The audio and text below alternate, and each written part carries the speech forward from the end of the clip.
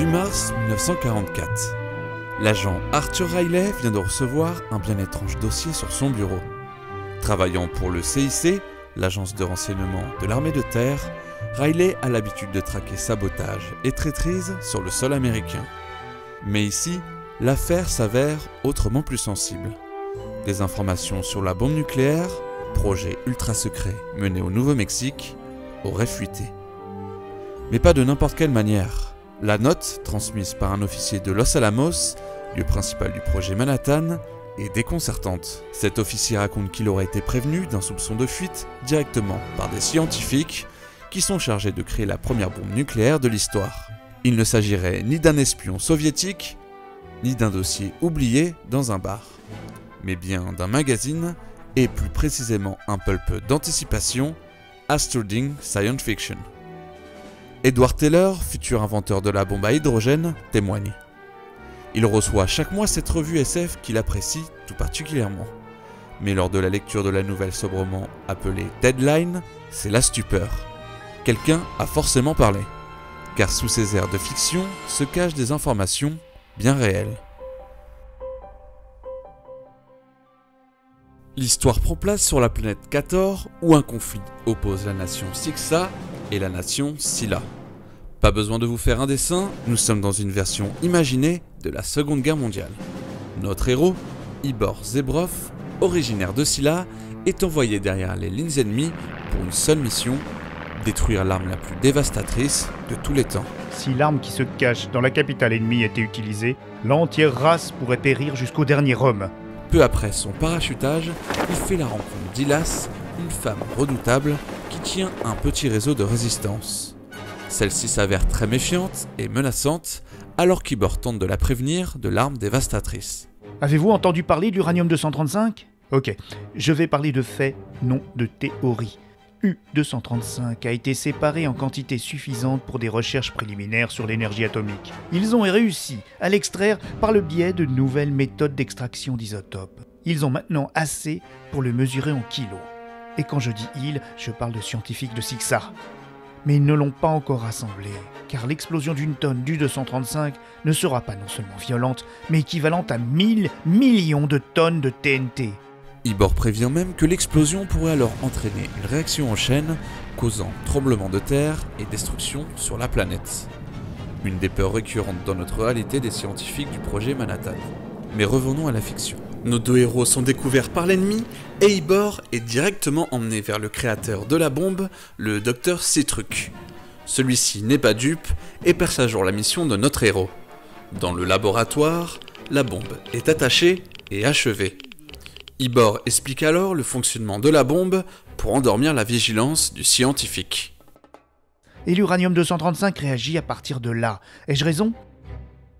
L'auteur de la nouvelle vient de décrire exactement le processus pour créer une arme nucléaire à quelques erreurs près.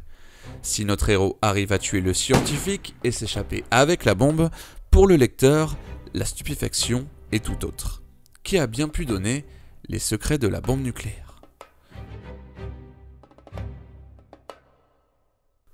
Immédiatement prévenu, l'agent Arthur Riley, en charge du dossier, se rend dans les bureaux d'Astounding Science Fiction pour interroger son directeur de publication, un certain John W. Campbell. Si Hugo Gernsback est considéré comme le père des pulps de science-fiction, Campbell lui serait plus le fils prodigue. À travers son magazine, il fera connaître Isaac Asimov, Robert Heinlein ou encore Arthur C. Clarke et tant d'autres. L'éditeur est lui-même un auteur de science-fiction, mais c'est son rôle dans Astounding Science Fiction qui le fera passer à la postérité. L'agent Arthur Riley demande immédiatement où l'auteur de la nouvelle, Clive Cartmill, aurait pu accéder à des informations classifiées. Campbell avoue immédiatement, ces informations viendraient de lui. L'éditeur aurait demandé à Cartmill d'écrire une nouvelle tout en l'aidant avec les détails techniques relatifs à une bombe nucléaire. Détails techniques qu'il aurait obtenus étudiant lors de cours de physique atomique au MIT en 1933. Pourtant, Arthur Riley n'y croit pas. Il apprend que Campbell aurait raté sa deuxième année au MIT en 1931. De plus, selon d'autres scientifiques interrogés par Riley, les détails techniques sur la bombe dans la nouvelle Deadline semblent bien trop pointus pour avoir été seulement obtenus lors de simples cours. Campbell devient immédiatement un des suspects de cette étrange affaire. Alors qu'un autre agent du CIC part en Californie surveiller Cliff Cartmill, Arthur Riley continue ses investigations sur Campbell. Il s'intéresse très vite à un de ses amis, Edgar Norton, un ingénieur travaillant dans un laboratoire qui travaille sur le projet Manhattan.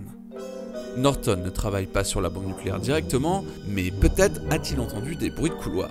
Interrogé, l'ingénieur explique qu'il a vu Campbell il y a quelque temps pour un dîner où l'éditeur lui a fait lire la nouvelle Deadline. Un récit qu'il a jugé enfantin et très fictionnel. Si jamais les informations contenues dans l'histoire sont sensibles, ce n'est que pure coïncidence, rajoutera-t-il. Mais Edgar Norton indique qu'un troisième homme était présent à ce dîner. Un autre auteur de science-fiction, bien connu des autorités, William F. Jenkins. Celui-ci avait été interrogé par le gouvernement une année plus tôt, car il avait décrit une arme qui était en train d'être développée par les militaires. De plus, en l'interrogeant, Riley se rend compte qu'il connaît les détails de la bombe atomique. Pour se défendre, l'auteur explique qu'il suffit simplement de lire des revues scientifiques pour connaître de tels détails. Serait-ce cet homme qui aurait pu dévoiler des détails techniques de la bombe? Le dîner est-il une couverture pour passer des informations sensibles? En se renseignant sur son cercle intime, Arthur Riley apprend que la fille de Jenkins travaille dans un laboratoire et qu'elle a mené des recherches avec son père sur du cuivre atomique. Les échantillons obtenus auraient été envoyés à un certain lieutenant Asimov, travaillant au Philadelphia Navy Yard, pour mener des expériences scientifiques pour l'effort de guerre. Riley s'était d'ailleurs trompé en orthographiant le nom, car cet Asimov n'est pas lieutenant, mais lui aussi auteur de science-fiction. Oui, il s'agit bien du célèbre Isaac Asimov, créateur de la saga des robots et de Fondation. Mais il n'est pas le seul au Philadelphia Navy Yard. Deux des autres auteurs de Campbell, Camp et Heinlein, travaillent aussi là-bas. Robert Heinlein, auteur d'Étoile Garde à vous, qui donnera plus tard Starship Troopers, est notoirement connu comme un très grand ami de Cliff Cartmill. Alors ces auteurs de science-fiction sous le joug de Campbell auraient-ils trahi leur pays en cherchant la gloire? Pendant que l'agent Arthur Riley enquête sur une conspiration au sein des auteurs de science-fiction, un autre agent est chargé d'enquêter directement sur l'auteur Cliff Cartmill. L'auteur est marié, il a travaillé pour un journal et comme radio-opérateur, écrit ici et là des nouvelles de SF. Ne voulant pas attirer son attention, les services secrets militaires prennent attache avec son facteur pour lui soutirer des informations. Ce facteur est fan de science-fiction, ce qui sera une bonne couverture. Lors de sa tournée, il rencontre Cartmill et le lance sur la fabrication de Deadline. L'auteur n'a pas peur de confier qu'il a eu ces informations grâce à des revues scientifiques et des histoires de ses confrères et a pu compter également sur ses notions de physique. Cependant, il l'avoue lui-même, l'histoire n'était pas très bonne, elle puait, comme il le dira, à son facteur. Cartmill vient directement de contredire la version de son éditeur Campbell. Alors, qui ment? L'auteur n'est pas connu des services de police ni du FBI. Pourtant, un dossier est bien retrouvé concernant directement son père. Il aurait vendu un nouveau type de mitraillette aux Japonais quelque temps avant le début de la Seconde Guerre mondiale. Mais il n'avait rien eu d'illégal en cela, et le père Cartmill travaillait désormais pour l'effort de guerre. Pour les agents du CIC, il est temps de confronter l'auteur. L'agent Kinoff se présente alors directement au domicile de Cartmill sous un faux prétexte. Encore une fois, l'homme indique que Deadline est une œuvre mineure et qu'il espère sortir d'autres nouvelles de meilleure qualité. Il révèle à l'agent qu'il a travaillé pour l'industrie du radium, apprenant par ce fait la notion de radioactivité et ce qui est lié. Concernant son éditeur Campbell, il le décrit comme égoïste, un trait de caractère que l'agent Riley avait déjà noté. L'enquête des agents de l'intelligence militaire est dans le flou. La relation entre Robert Heinlein et Cliff Cartmill intrigue et relie l'auteur à cette suspicion de machination entre Campbell et ses auteurs de science-fiction fétiches. Alors Cartmill savait-il qu'il dévoilait des secrets militaires? S'il juge son travail mineur, comment a-t-il pu être aussi visionnaire? Pour en avoir le cœur net, l'agent Kinoff retourne voir Cartmill à son domicile. L'auteur avoue tout. Il indique ainsi que Campbell lui a bien donné des informations concernant l'éventuelle fabrication et fonctionnement de la bombe atomique. Il aurait menti au facteur et à ses proches pour son prestige personnel, cela aurait fait jaser si on avait su qu'un autre auteur l'aidait. Mais il assure que ces informations n'ont pas été volées ou confiées par des scientifiques, simplement trouvées dans les revues scientifiques de l'époque. Pour le prouver, il confie à l'agent ses correspondances avec Campbell, un an auparavant. On découvre que l'éditeur a le plus grand mal à trouver des nouvelles alors que ses auteurs fétiches participent à l'effort de guerre. Cartmill lui a envoyé une suggestion d'une histoire sur une super bombe et Campbell propose naturellement de l'aider. Il explique à son auteur que les bombes atomiques se serviront d'uranium-235 et que la réaction en chaîne pourrait être cataclysmique.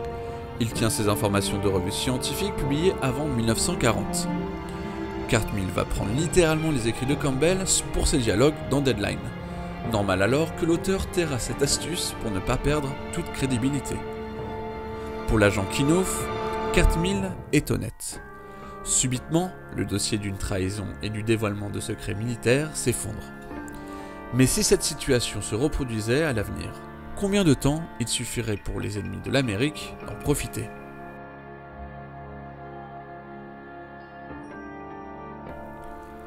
Alors que l'enquête s'achève sur un pétard mouillé, nombreux sont ceux dans les services secrets à s'inquiéter. Il ne faudrait pas que les auteurs de SF donnent des idées aux forces de l'Axe alors que la bombe atomique est en cours de fabrication.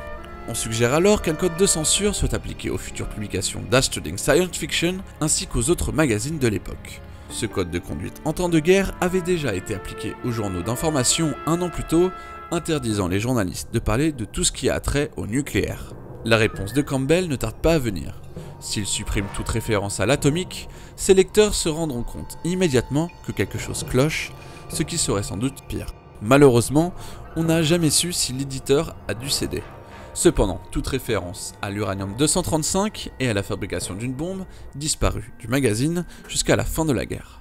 Astounding Science Fiction restera cependant le pulp de référence grâce à la qualité de ses auteurs et certaines de ses histoires prédisant l'avenir.